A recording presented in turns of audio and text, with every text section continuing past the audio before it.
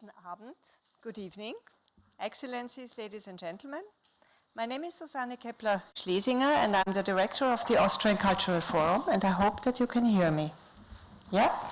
I have the immense pleasure to welcome all of you at tonight's panel event on an important issue on inspiring female leadership for the global goals.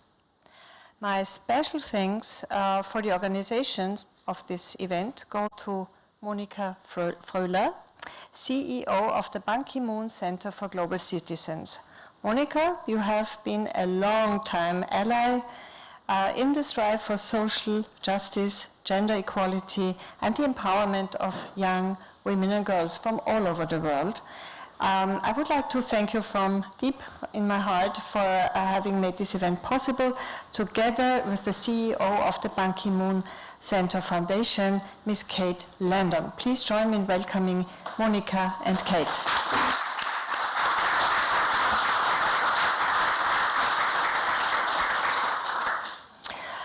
Ladies and gentlemen, we will be very honored by the presence of Caroline Edstadler, Austrian Federal Minister for the European Union and the Austrian Constitution, who generously agreed to share with us tonight her vast experiences regarding female leadership as a legal expert, as a judge, as a high-ranking politician.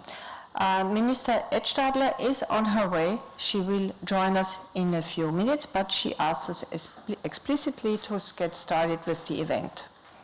Please also join me in welcoming the following three eminent panelists on our podium: Cecilia Garza, Lisa Guggenheim, and Karin Choi. All of them are true pioneers in their careers, and we are very much looking forward to your thoughts, to your presentations.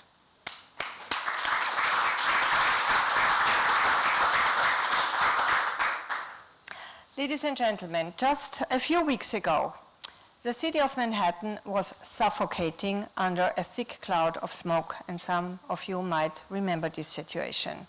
This cloud of smoke was caused by brush fires in Canada, an apocalyptic phenomenon of global warming.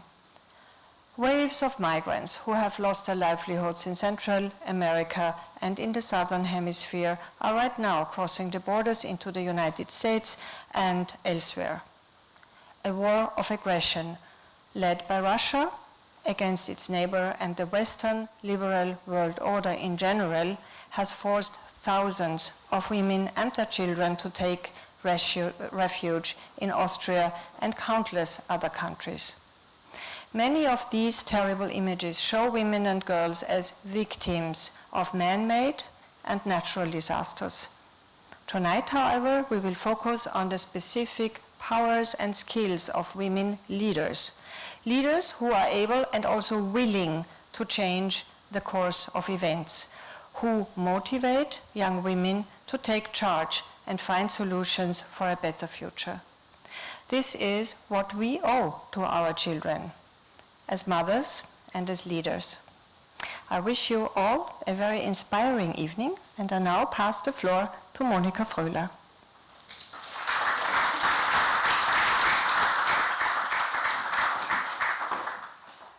Ladies and gentlemen, sometimes things go a bit different than planned, but what we can always count on is collaboration of amazing ladies. And we are very happy to have already three of our stellar speakers with us. Minister Edstadler will join us. She's coming straight from the Security Council, so that is the reason of her slight delay. Apologies for that.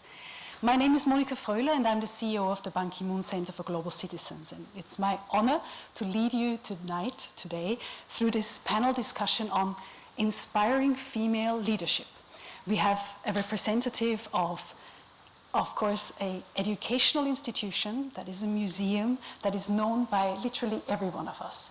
Lisa Guggenheim, who is really a stellar female leader of her respective field in the arts, in culture, in education, but also you're an expert on strategic planning.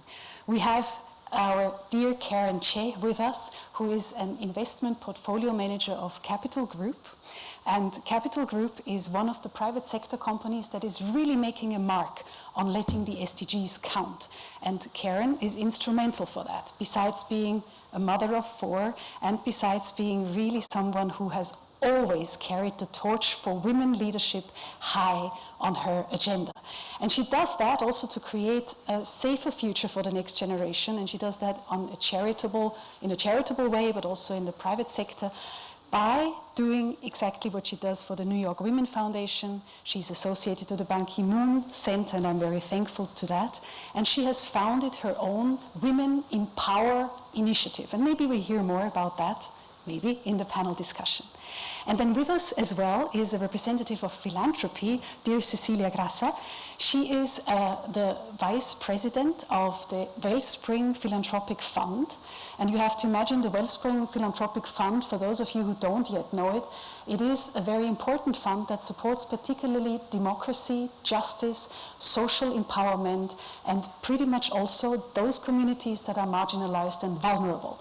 So we are very happy to have you on board, and we are thankful to, for your collaboration with us as a Ban Ki-moon Center, that you are joining our efforts so fiercely and with lots of heart and soul behind it. Well, ladies and gentlemen, the Ban Ki-moon Center has been founded by the former Secretary General of the United Nations, Ban Ki-moon, and his close friend Heinz Fischer, the 11th President of the Republic of Austria. And both of them said, we need more global citizens to lead this world, be it in private sector, be it in academia, be it in government. And here, ladies and gentlemen, you have 3 examples of amazing women who are doing just that in their respective fields. And we will also welcome Caroline Edstadler, who leads many of the SDG efforts in Austria. She does that by collaborating with many other ministers, but also at local, national, regional, and global level to push the SDG agenda to the fore. So let me start already interviewing the panel, and the moment Caroline Edstadler will come, we will of course give her the floor for her opening remarks. She has prepared a speech for us on the Austrian vantage point of SDG implementation. So, let me start. I hope this works, Emily. I hope this works, yes. One more information before we delve into the discussion, dear ladies. This event has been put together by stellar teams of female collaboration workers. And I see that the cabinet of Minister Edstadler is already arriving, which is a good sign. She will be with us soon. So a big thanks goes to the team, of course, of Susanne Kepler-Schlesinger, the amazing host. A big thanks goes to the team of the Ban Ki-moon Center. Thank you, Katrin and Katharina, for putting this event together. A big thanks goes to the Ban Ki-moon Foundation and your female stellar team, and of course to the overall Chancellery, because you, also a feminine team that worked on this event, made all of this possible.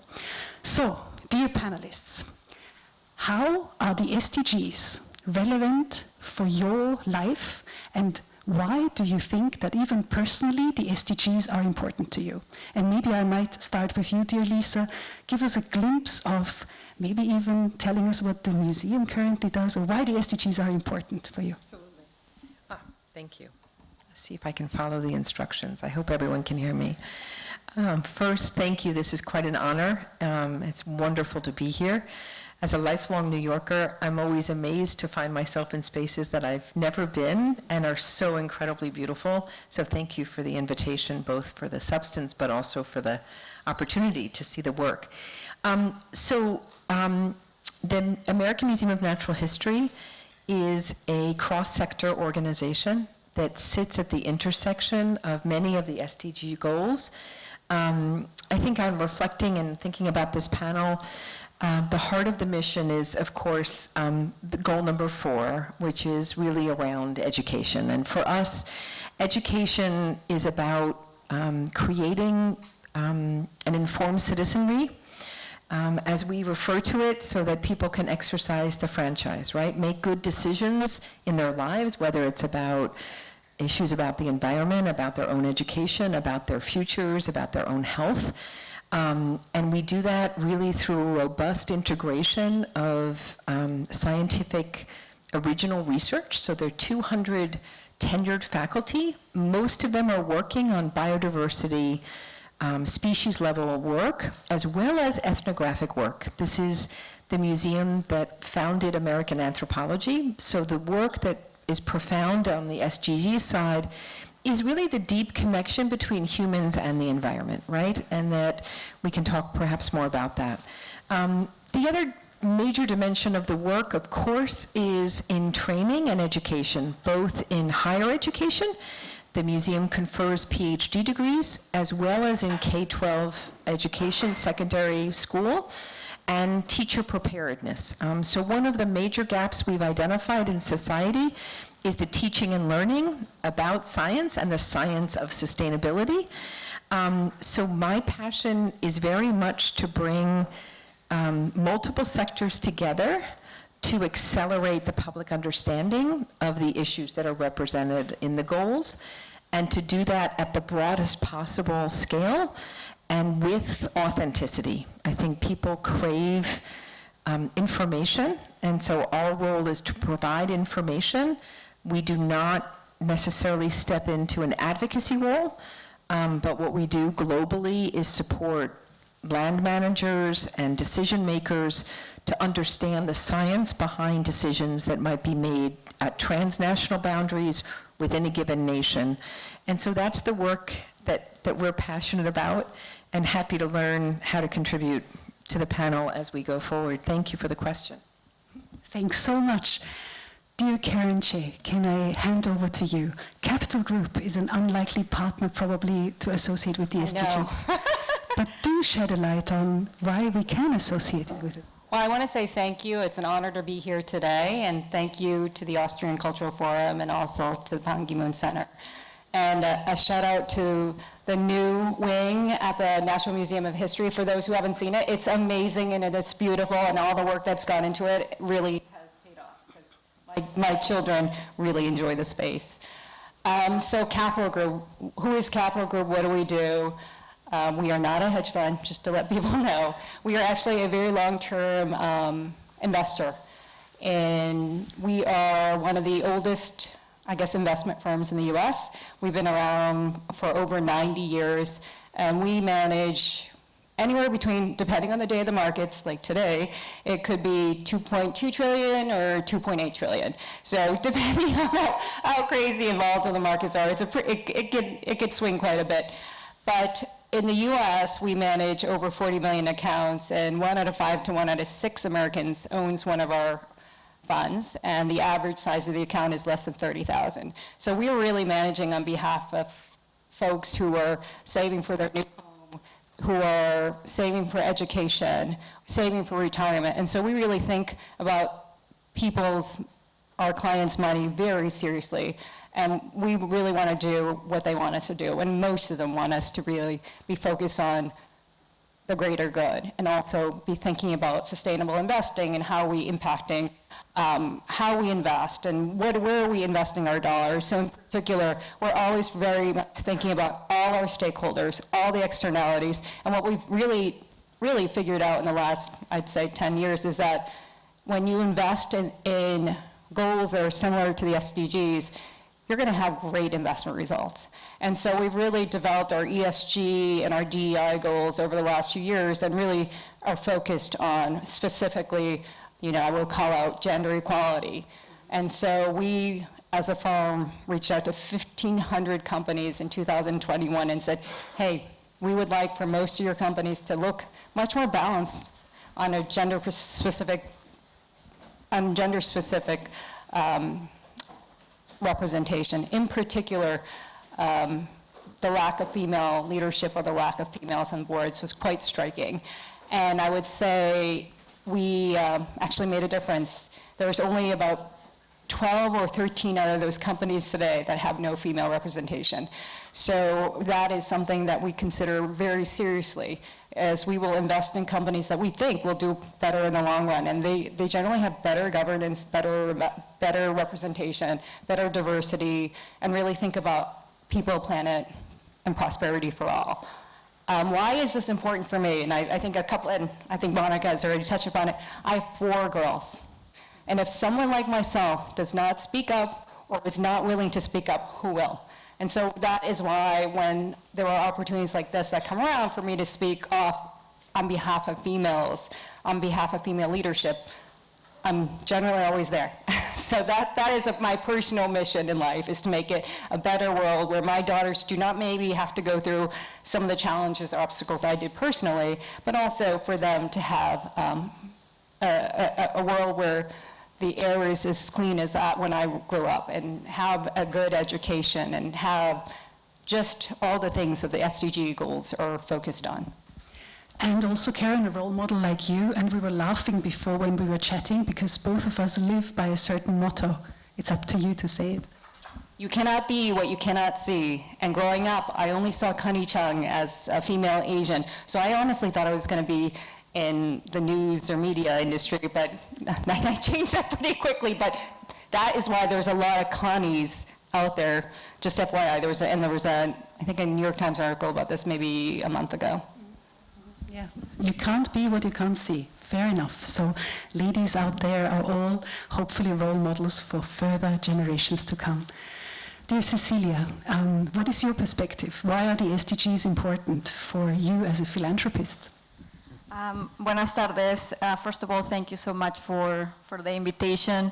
Honestly, if someone had told me 16 years ago when I was an intern at the UN under Secretary General Ban Ki-moon that I was going to be here, I would have been like, no way. So I'm very humbled to be here. So why are the SDGs important in my line of work in philanthropy? Well, you know, philanthropy means love for humanity, right? And philanthropy, regardless of what issue any philanthropist is supporting, exists to improve the lives of people. And in looking at the Sustainable Development Goals, that is their purpose. They exist for a common goal to improve the lives of people all around the world. So it is imperative that they go hand to hand. And being in philanthropy is very interesting to see that the SDGs really offer a clear framework that philanthropists could use to guide how we tackle the issues that we care about. They also offer another clear framework for measuring impact, the indicators of success that philanthropists and foundations really care about. And they open a world of possibilities in terms of collaboration, which is what you were talking about, kicking us off in this conversation. Collaboration is key. The SDGs are so huge, and we can have many actors involved, but if we are not talking to each other, if we're not collaborating, it's going to be much more harder to achieve them. Personally, why are they important to me? I'd like to believe that I like to live my life being very mindful of the individual responsibility that I have, always keeping others in mind, being empathic, being considerate towards others. And I grew up in Mexico. I was born and raised in Mexico, and I love my country. I know that most of you probably love the food. Who doesn't? I love my country. I love my culture, but the social, economic, and political situation, and also gender equality or gender equity in Mexico was not really the best position for a young woman who wants to grow and improve themselves. So I found myself having to leave my family and the life that I built in Mexico behind in search for better opportunities. And I came to the United States for that. So personally, if through philanthropy I can help any other young woman or any other young person stay home where their families are and where their heart is, instead of looking for other opportunities outside, even if it's just one person, that to me, it's more than enough. That's beautiful. And listening to all of you with your perspectives on what you do for the SDGs, I'm sure there are some skeptical thoughts as well in the audience. Because we have a deadline for the SDGs, 2030. We have an expiration date. And then we also know, have any of you, let me ask the audience, have any of you read the special edition of the SDG report that was just issued a couple of days ago? Yes, I see a couple of hands up. Yes, yes, yes. And the picture is bleak. What we see there is very much scary. When we're looking, I looked at it again closely, when we're looking at the numbers of women, for example, almost half of all women in the world report that they have experienced some kind of gender violence, gender-based violence. Or it would take 300 years, given the current pace, that we end child marriage. Or 286 years until we end all discriminatory laws that currently still exist if we continue on that pace. So the picture is not rosy, and the poly-crisis definitely put this system of the SDGs that are displayed here at risk. And let me even quote something by Antonio Guterres himself. He said, "Unless we act now, the 2030 agenda will become an epitaph for a world that might have been." So we're really talking about quite a grim picture. And yet you have these leaders that believe in it in the World Governmental Program. And so let me ask you, how come that you believe that empowering women is a key to still believe in this global kind of project? And why is it important to invest in female leaders and into collaboration of female leaders? And how do you do it? So plenty of questions. Lisa, can I start with you again?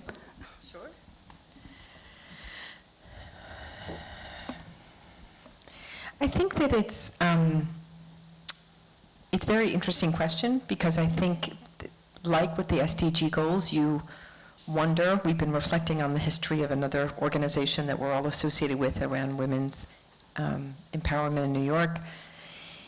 It's incredible that the question is still present. In some sense, I'm having a sense of sort of dislocation in time, because I think it's obvious, perhaps, which is that women are the drivers of the economic futures of their families. And who is in each and every society but families? And so obviously this is not to discount the role of male leaders and men of families, but we know the data tells us that the economic conditions of women, their safety, their security, their educational level, their access to reproductive health, is the driver of families' outcomes in terms of their well-being. And so if you extrapolate the life of a family to the life of a society, I think it's obvious why women are central, and without women and addressing the issue of women and leadership, that we can't reach the kind of societal change that we wish. Can't do it alone, but we can't do it without women. And I think many structures have been built without considering how to mobilize, in essence, the female leadership and the needs of women as heads of households and all the other roles that women play. So I'll stop there, but I'm sure my colleagues have other thoughts. Yeah, I guess I would even also turn that question around is, why wouldn't we? Why would we leave 50% of people, 50% of our brain power? Why would we leave that behind? That to me never made sense. And just to go back to your numbers, since 1948 to 1990, adding women to the workforce has added 0.5% of GDP per year. So it actually is not a zero-sum game. Everyone benefits. Since 1979, women's participation in the workforce has changed the life of the family, and the entire family benefits when the mother works, actually. And for some reason, that is not recognized also. So there are real hard numbers out there. And then just to, this is something I ask of people, who here is a soccer football fan? So my husband and I watch, I don't know, this is probably terrible to tell people, 10 to 20 hours of football, soccer a week. We're fanatics. So I believe I'm an expert in soccer. My husband truly believes he's an expert in soccer, but are we? No, we're not. So we need to get those people who have played soccer, who have played football, to be part of the game, to be part of the decision making. You can't expect someone like myself, who I believe I'm an expert in soccer, making soccer decisions for a soccer team. No, that is not what you would want. So to me, it's just simple as bringing the people in who have a different perspective, who actually might have some sort of some sort of different view, perspective, et cetera. That is additive to coming up with a solution. And so that is something that I think about. So this year in the US, the number of female CEOs actually went up significantly, 25%. And what do you think the numbers were, in percentage-wise? What percent to what percent? It went up from 8% to 10%.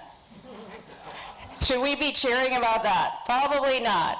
But studies have shown when you have a female CEO, companies do better. They also bring along all the females behind them.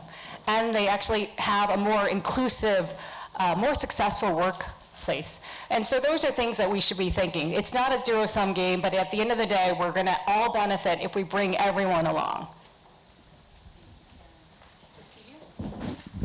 Thank you. I have so many things that I want to add, but I want to completely agree to what you said. Women are drivers of change, of positive change, not only in their families, but in the communities and in the nation, in other nations and in nations widely. And there's also something very particular to women's leadership style. Tied to what you were saying, right? Thriving companies. I think if we look at whenever we have a woman in a position of leadership, whether that's a nonprofit, philanthropy, an educational organization, financial institution, you're going to see more collaboration. You're going to see more cooperation. You are going to see more inclusivity. You're also going to see that women are very good at elevating the voices or those who are most impacted and bringing them into the decision making. And all of these elements are crucial in moving forward the Sustainable Development Goals. But we still have a lot to do, even in philanthropy. I'm surprised that I had pennies in my purse, but I wanted to show you. In philanthropy, in the United States, only 1.9% a year is going towards gender equity or supporting women's rights. So out of $1 that goes into charitable giving, only 2 pennies are going towards gender equity. And gender issues are really a cross-cutting element throughout all of the 17 Sustainable Development Goals. So that's just something to keep in mind, because there's a lot of potential in the leadership style and the heart and the passion that women bring, and there's also a lot of untapped potential. So maybe I'm oversimplifying by saying, hey, just bring more women to positions of power, to leadership positions, but maybe I'm not. Maybe the formula is that simple and it's in front of us, and we need to bring more people at the center of the decision making. Cecilia, thank you for this brilliant segue. We have Minister Edstadler, Caroline Edstadler, with us. She is such an amazing woman in power. She is a politician who is carrying the torch for the SDGs and for women's empowerment, always high on her agenda. It's wonderful to have you with us. I know you come fresh from the Security Council. You have to swap scenario now. And we are eagerly waiting for your perspective of what has Austria done. What's the political point of view on the SDGs? And I would gladly invite you, Your Excellency, to the lectern to give us your remarks.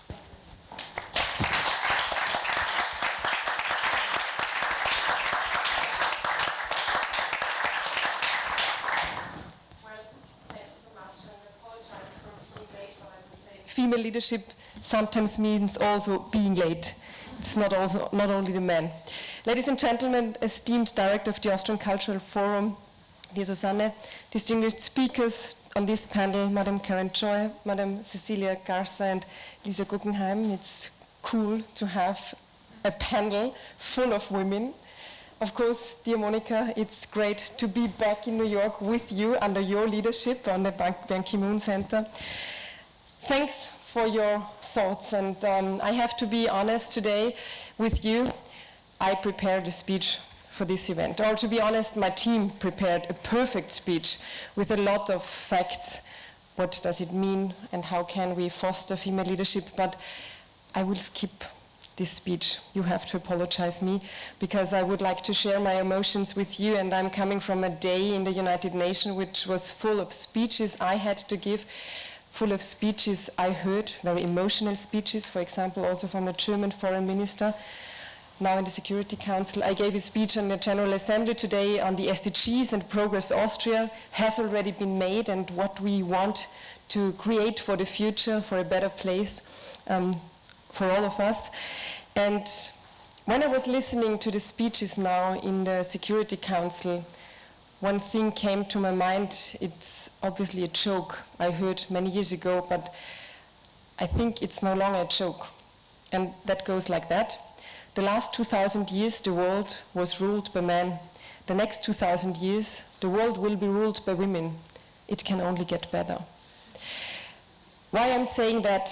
Because if we are thinking of the world today, if we're thinking of the fact that the war returned to Europe last year in February, and over 500 days of this lasting war in Ukraine, I was listening carefully to the women who took the floor today. And I have the impression that women really want to make an end to war, that they want to eradicate poverty, and they strive for more gender balance. And I would also like to be very clear with you, it's not against the men. It's with the support of strong men to get women in power, because you always need the balance also between the female and the male view on the world.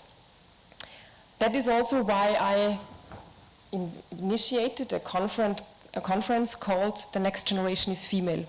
It was last year in August when I invited all my female colleagues from the General Affairs Council in the European Union to come together with me to a conference to talk about female leadership and how we can motivate women to go into politics, to go into public, and to be also targeted of many other people, of the media, and so on and so forth. It's not easy to find women. And I can tell the story from my own team. When I was searching a new spokesperson, it's a long time ago, my chief of cabinet told me, yeah, we have 3 names. And he showed me 3 names, and I said, well, but these are only men. And he said, yeah, well, it's very hard to find a woman. And I said, okay, but I want a woman. And we repeated this exercise, I think 2 or 3 times. And the 4th time, he brought a woman. She's among us. And I'm so happy that she's here. Where is she? Vera? And it turned out that, on the one hand, the men who know that this woman is working good, and this is also the case for many others, they don't want to release the woman. And the women very often don't are the ones. They say, oh, I'm here, I'm the best, I can do that. And that's why we need the empowerment of women also to go to the first row and to change the world to a better place. And again, we need both, women and men. But it's a matter of fact that there are still not enough women in powerful positions. And I can tell you some facts, and so far it was also prepared by my team, which is a strong female team, but also we have very strong men in this team. And I would like to bring some facts. In 2021, Forbes published an article on what people really think about female in leadership. And I would like to outline some key findings and facts. First, female bosses outperform their male counterparts. Female leaders are held to a higher standard. Employees prefer a female leader, if they could only choose. The gender divide still cannot be denied.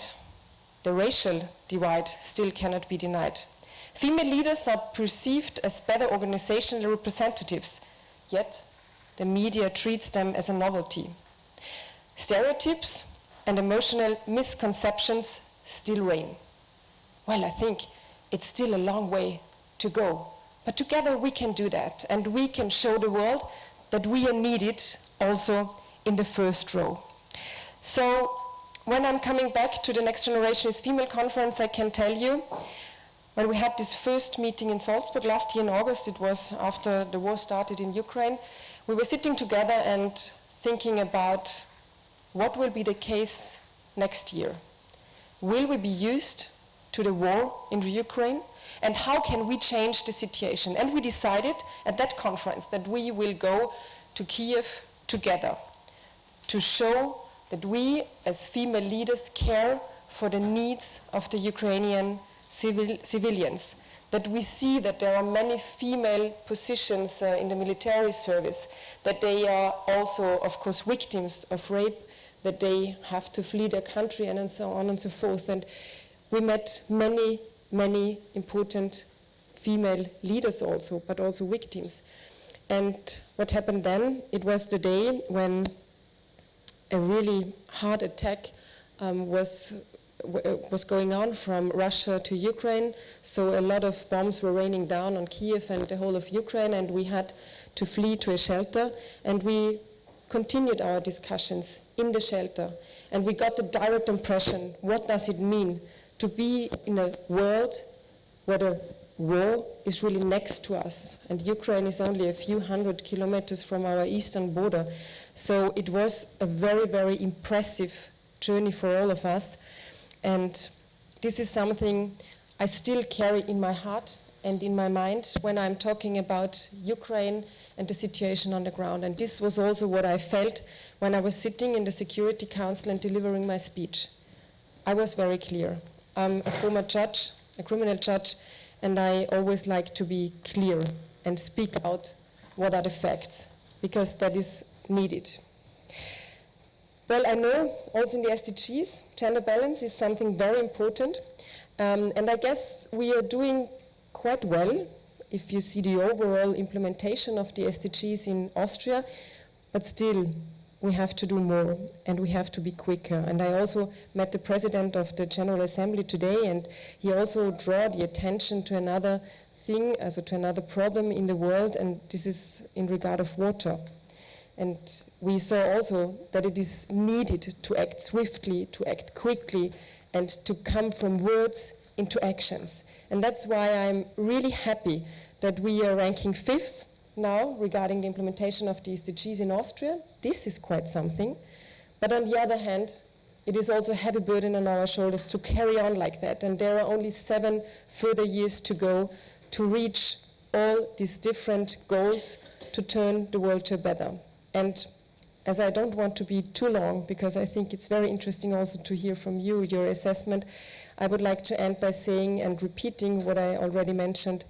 We can only do that if we are gender-based ruled in the world, if we have the female and the male view on the world and its problems and challenges, especially in times like that. I'm looking forward to an interesting discussion with you. I think I missed already something, but I think we will find some food for thought regarding the role of female leaders, and we will go on and we will empower other women, because that's what I really want to do in my position. You are not a politician for a very long time normally, or at least not for a lifetime, but in this specific time I think we can change things, and that's what drives me, and for that I would like to thank you for being here with me.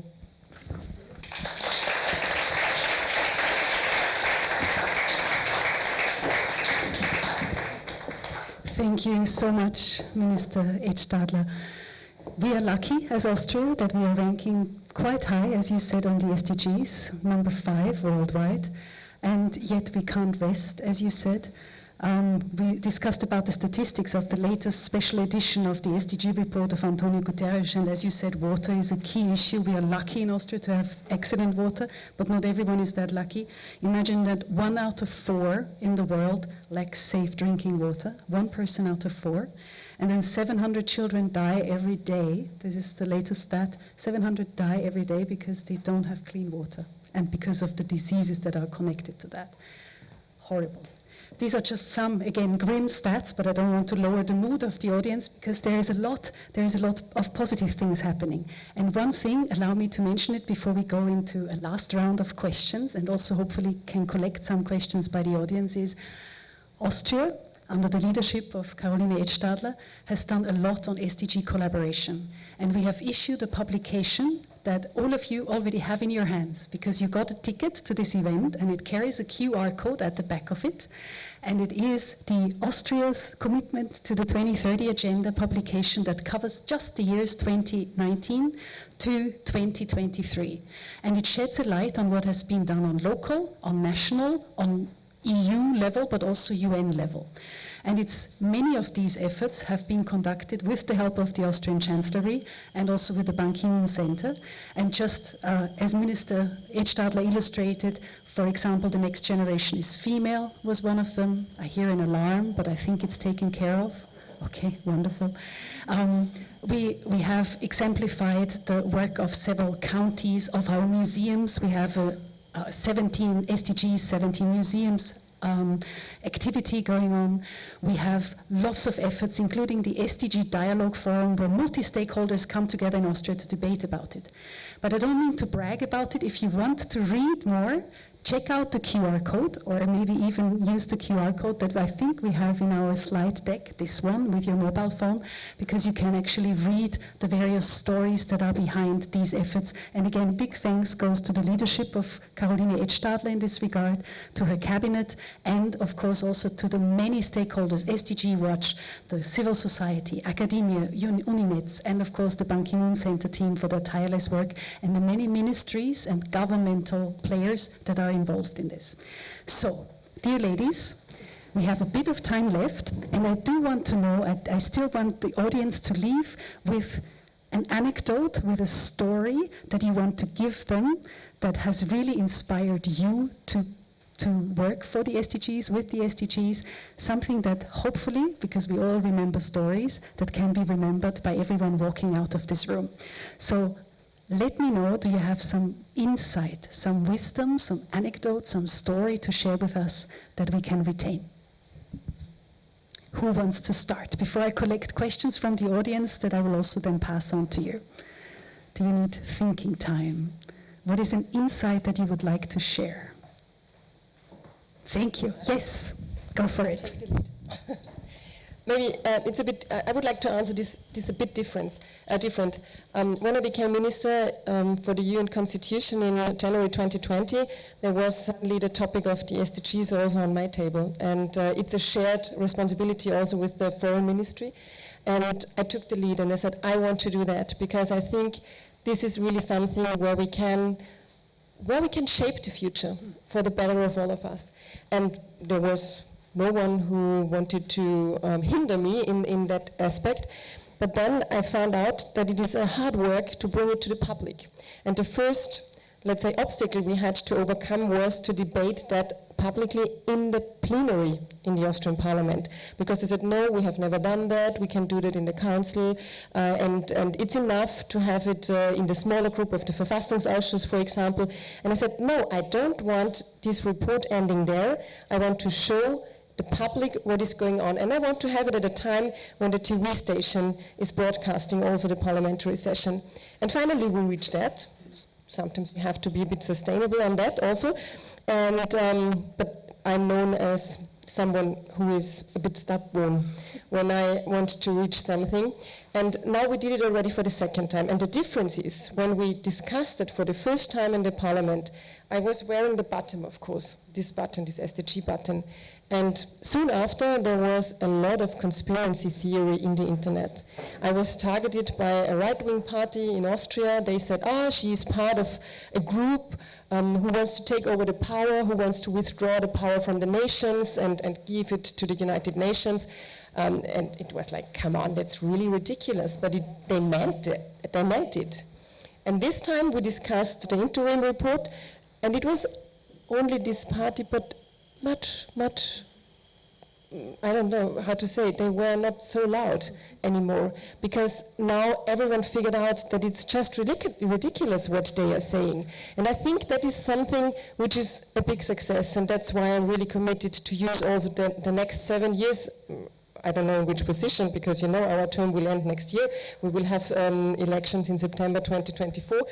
But I will try my best that we can really implement the SDGs, and I'm not naive. I know to end poverty, to grant education to all of us, to have water for everyone. It's really a vision that affords everything from all of us to reach it. But I think everyone can contribute to that. That's my story. Thank you very much. Anyone else wanting to share an insight, wisdom, story? I guess you mentioned the Women in Power earlier today. And I would say, so about 15 years ago, myself and another woman, I've covered the power and energy sector for over 2 decades. And you walk into a room, generally I'm the only woman, and I'm generally the only person of color. And so for some time, it was quite lonely, I would say. And so there was another woman, and we said, you know what? The men get to golf all the time with all these senior executives. What can we do? So we actually set up a female networking group, and that is now what's called Women in Power. And we bring in who we think are the up-and-coming females in the sector, and we have them speak to a group of women, and it's 70, 80 people now. And I don't know if it's coincident or if we had a little help in this, but this sector now has the highest number of female CEOs out of all corporate sectors today. And so that's one of my stories. But what I would leave with is that when we all came into this world, we did not decide the color of our skin. We did not decide what gender we were gonna be. We did not decide where we were gonna live. And we did not decide many things. We didn't get to decide our parents either, right? But what we can decide right now is how we can have an impact on this world today. And it's not something, we don't have to go out and do anything grand or grandiose, but it's little things like speaking up for someone, amplifying someone's voice, showing a little bit of empathy. All these little things can make a difference in people's lives. I would say even to this day, I get emails from females that I have talked to, supported, amplified over the years, and some of them have changed jobs, have done other things, and for me, if I can just touch one person at a time, to me, I think that makes the biggest difference.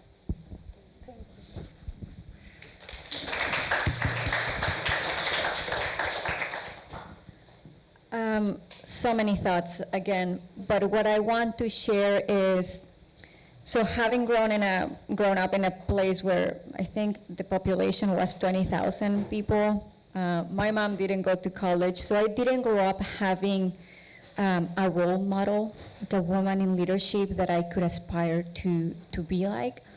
It really took me years into being in the United States to really find my voice and to really understand that I need to occupy my space when I'm somewhere. I don't need to make myself small in order for others to feel comfortable. And what was very helpful for me earlier in my career was when I got the exposure of a fellowship, a leadership development fellowship for Latinas, for Hispanics in philanthropy. It opened my eyes. It helped me believe in the power that I could have to influence something or someone without the need of being a politician or a head of a corporation. I think each one of us can really move the needle, kind of like to what you were saying, just embrace your power, your position, whatever that is. Go and mentor someone. Go shine the light on someone. Shine the light on yourselves. Especially as women, we're not used to that. Move away from societal expectations that, at least in my country, we have a saying that is calladita te ves más bonita, which is you look prettier when you're shut. Break away from any expectations that society has set for you as a woman and shine the light of others. That has been very helpful for me. Thank you, Cecilia.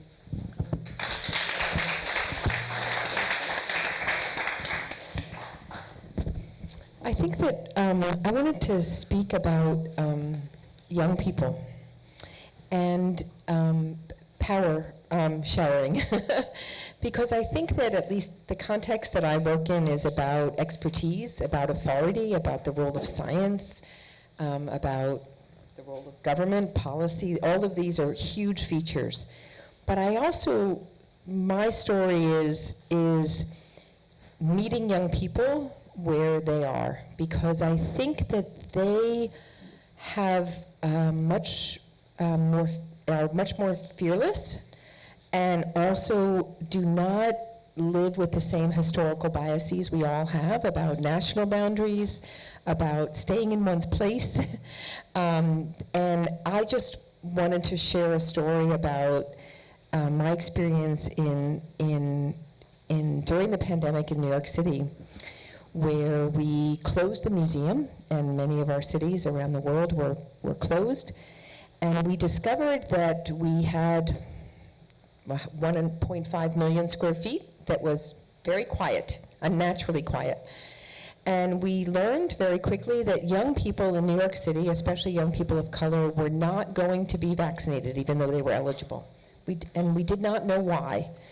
And of course, what we learned, counter to our intuition, was that it was not necessarily going to be only about reaching parents, but reaching young people directly.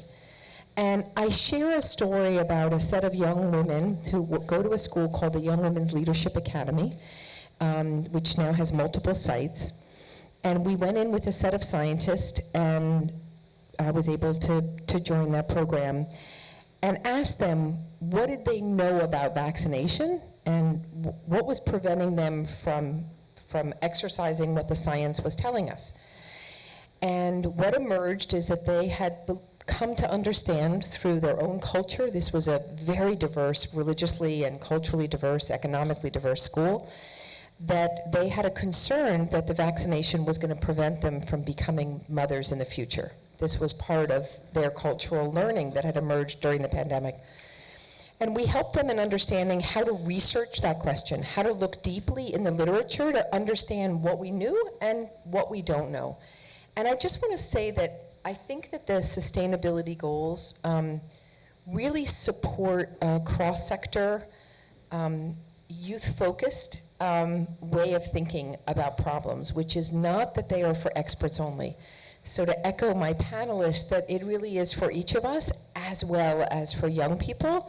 And what the young people discovered after their many sessions was that there is no evidence that vaccination affects someone's reproductive health. Now, what they chose to do is their own choice, but they had the information to act. And so my story is only to listen to people that are younger than we are and to empower them with the information, because their ideas may transform some of these barriers that we've all experienced. And so I just wanted to share that recent story of young women in power and emerging power.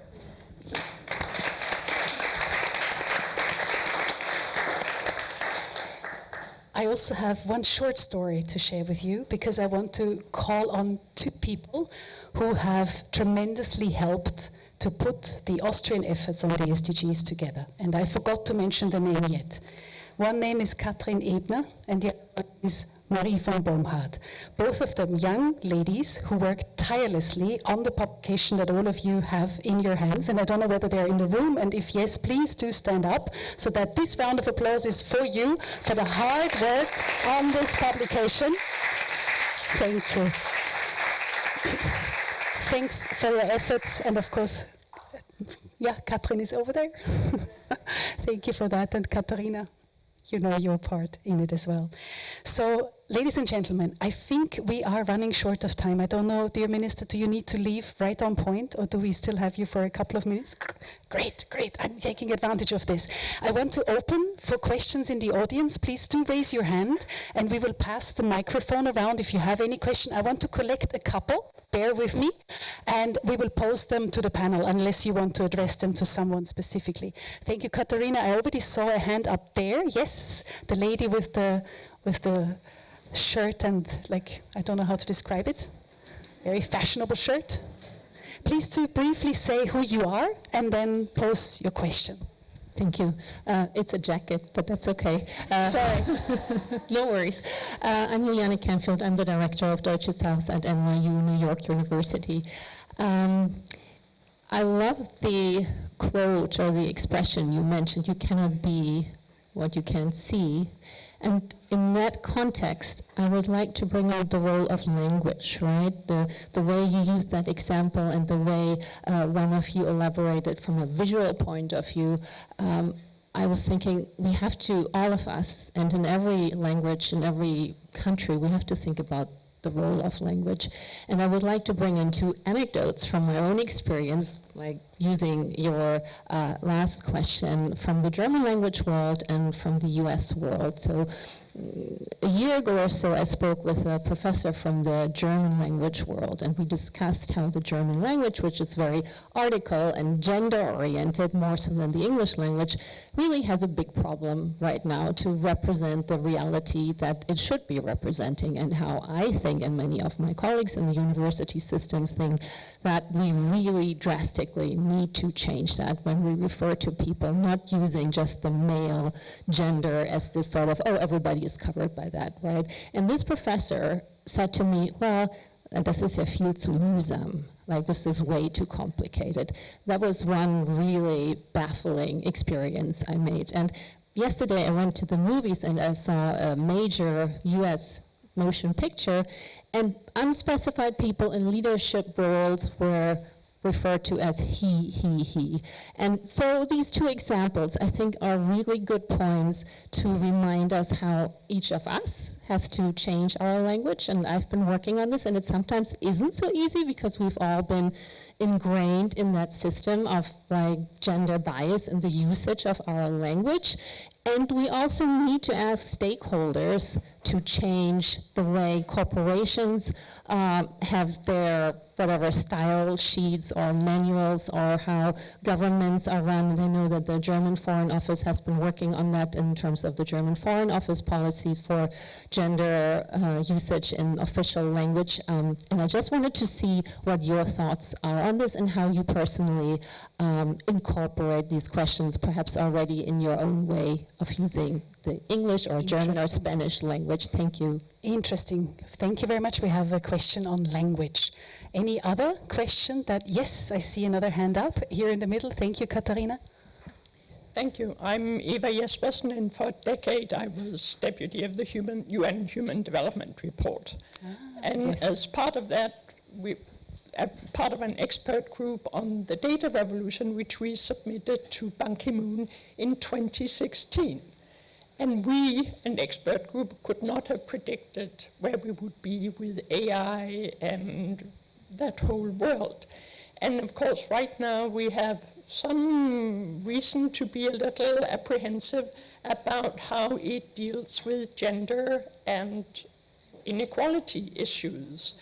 And my question or challenge to the panel is, how can women also contribute to leadership and enabling or engendering AI also for equality and gender? Excellent, a very timely question. AI, the gender perspective. I see one more question back here, and then I think we're going to hand it back to the panel to pick and choose. That's always a difficult one. So maybe there is one that entices you to answer. Please, next question. Hi, good evening. Thank you very much for today's session. I'm Deepa Vedavyas, coming from Cleveland, Ohio. My question is, I really loved what Ms. Choi mentioned about creating this empowerment group for women. My question is, in the US, especially when you're localizing the SDGs, there are a lot of challenges, especially if you're a red state versus blue states and so much more.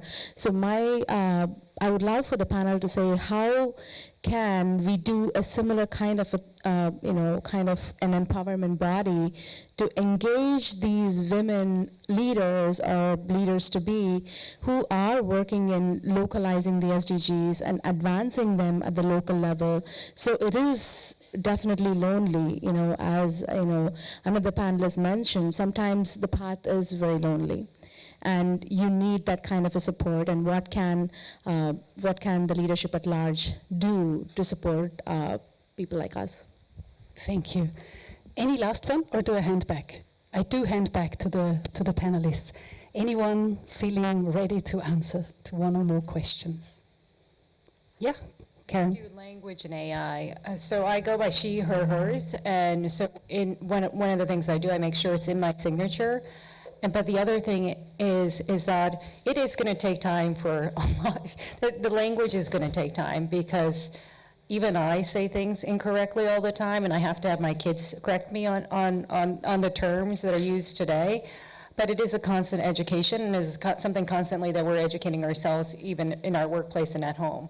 But it is something that I think we all need to work on and be better about, so that we are being a lot more inclusive. I am very fearful of AI. I think AI has some real dangers. In particular, there are gender issues, racial issues. There's a lot of bias that actually goes into, that could happen in AI. So for me, we are treading very lightly with AI internally at our firm. But it is something that I think people need to be aware of. AI can be very biased. So it's not an easy tool that can replace a lot of things. It's something that I think we all need to be very hyper aware of. Mean we should have more girls trained for AI so they can contribute to the... But we also need to be very skeptical about the AI output, because what we're saying is there are biases in terms of how the output comes. I can try and answer the question about language, but mostly from the philanthropic perspective.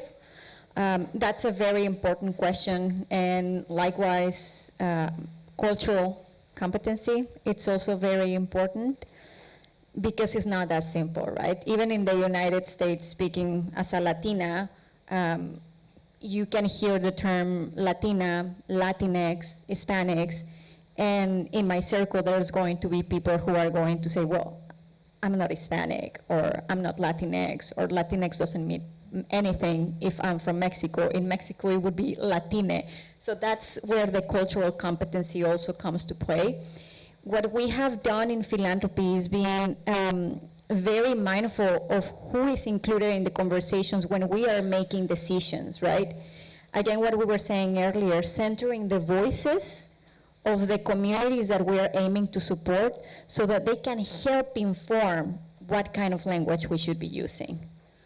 And the question about leadership, sorry, go ahead. No. About leadership development, also from the philanthropic standpoint, something that we have done is being, in the United States, is being very mindful that philanthropy tends to be very focused in the East Coast and the West Coast, and we are missing a lot of opportunities by engaging untapped leadership throughout the United States. And one thing that I also think it's a missed opportunity for philanthropy, foundations in the United States, there are a lot of us, including Wellspring, that we don't link our work to the SDGs. But if we sit down and we start taking just a toll, like, let's see, where is the alignment? We are going to see that the work we're doing aligns to all of this. So I think it just takes for more education and awareness in the sector, in philanthropy, in nonprofits, to help people understand that we're all working towards the same goal. And maybe we won't feel as siloed, and we just need to come together with our own identities and keeping in mind intersectionality of identities to the table. Well, I would like to reflect on all three questions. I would say precisely. First, to the gender-sensitive language. I remember quite well when I was a seconded judge at the Ministry of Justice many years ago. I find it also quite mühsam, I think you used the word mühsam, a bit intensive, to always gender all the words. To have to use Judge, Richter and Richterinnen for prosecutor, Staatsanwältinnen and Staatsanwälte, and sometimes 5 times in one page. But only a few years later I found out that especially that is necessary to show that not only men but also women are there. And not always the first name is used and then you cannot see if it's a man or it's a woman. And only a few weeks ago I had a word rep and someone asked me, gender sensitive language, yes or no? And I said, yes, clearly yes. And it is not mühsam, it's worth to go the extra mile for making women visible. For the second topic, the AI topic, I have to say that I'm in the leadership panel of the Internet Governance Forum. We are 10 people, chosen by Antonio Guterres, and we have a mandate for 2 years, since August last year. And we are talking a lot, of course, also regarding AI. And I think, because you asked if it is needed to educate women or girls, I think we have to empower the whole society to make the right use of AI, because it's already there. It's already there in medicine, it's already there in the meantime also for ChatGPT. Everyone is using it, but if you're asking ChatGPT something about a person standing in the public, you normally get wrong information. So I think that's the same topic also for female or for gender sensitive language in ChatGPT and other things. So this is really something we have to do very quickly, because it's developing so fast, and I don't have the concern that the machines are taking over power over us. But if we are not ready to really create a human rights-based internet and a human rights-based AI, then we will miss a lot of things. And it's also my concern regarding democracy. We are 1 year away from the elections to the European Parliament. So if we are not right now doing the necessary things to make sure that we have the human oversight over these things, then we will lose everything. And I go so far that I would say that democracies are under a threat because of AI, if we are not really making the right framework around. And regarding the third thing, because it was the question about the empowerment of SDGs, I have a little story for you.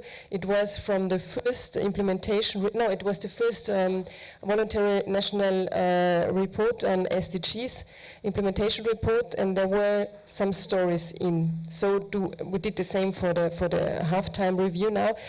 We have specific stories where you can contribute to implement the SDGs. And there was one story, it was about dishes. Dishes used for several concerts and so on, not only once, but there was the idea of a so-called Geschirrwagen. So they brought the dishes and also the machines to wash it and use it again. And I mentioned that example in the parliament. I said, this is an idea of Salzburg people.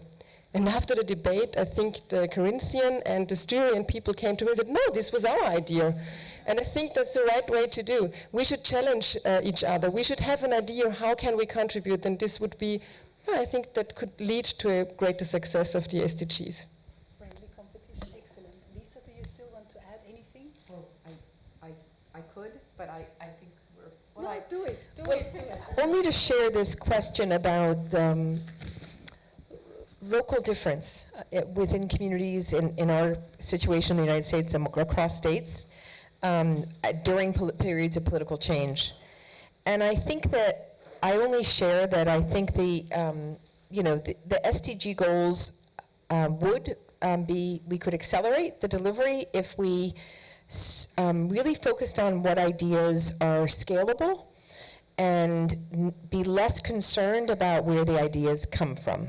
Because I think that we know how to have data-driven decision-making in each and every country, candidly in each state and each locality, but for some reason we're discounting too many ideas because of their origin. And I think whether that origin is by women, by industry, by nonprofits, by energy companies, I think that we have to change the orthodoxy that we come to in terms of the solutions. So notwithstanding some of the benefits of partisan politics, which is another panel entirely, I think for this topic, we have to be ecumenical. We can't be orthodox in our view about where strong ideas come from, because we're not making enough progress by privileging certain ideas and deeply discounting and be overly cynical of where other ideas come from. So why can't the energy sector be a partner in these solutions? I realize even that's a heretical statement in environmental circles in this country, but I think we have to pose the question, and we're strong enough to do that, notwithstanding the partisan divide. That was one thought.